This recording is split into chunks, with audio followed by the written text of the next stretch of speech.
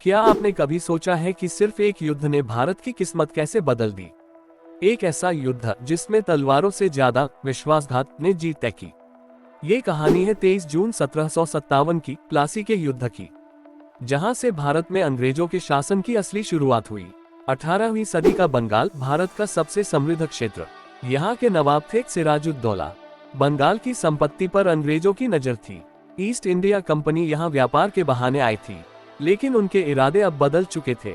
अंग्रेजों ने नवाब की अनुमति के बिना कलकत्ता में किलेबंदी शुरू कर दी और दस्तक का दुरुपयोग कर टैक्स से बचने लगे। सिराजुद्दौला को ये सब मंजूर नहीं था। उन्होंने अंग्रेजों को चेतावनी दी, लेकिन अंग्रेज नहीं माने और यहीं से शुरू हुआ संघर्ष। अंग्रेजों ने सीधे युद्ध से ज्यादा चालाकी को चुना। रॉबर्ट क्लाइव ने नवाब के ही सेनापति मीर जाफर से गुप्त समझौता किया। वादा किया गया, अगर तुम हमारी मदद करो तो तुम्हें बंगाल का नवाब बना देंगे।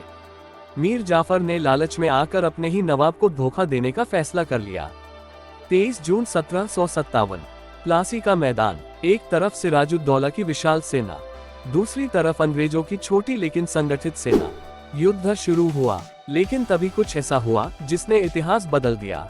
मीर जाफर की सेना खड़ी रही, उसने युद्ध में हिस्सा ही नहीं लिया। सिराजुद्दौला अकेले पड़ गए और आखिरकार उनकी हार हो गई।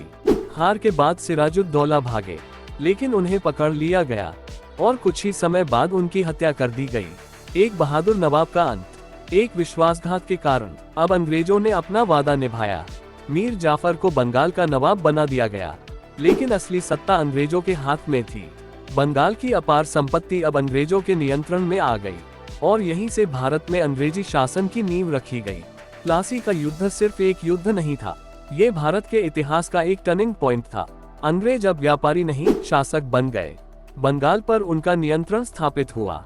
आगे चलकर 1764 का बक्सर का युद्ध ने उनकी सत्ता को मजबूत कर दिया। यहीं से शुरू हुई भारत की गुलामी की कहानी। तो दोस्तों, ये थी प्लासी के युद्ध की कहानी।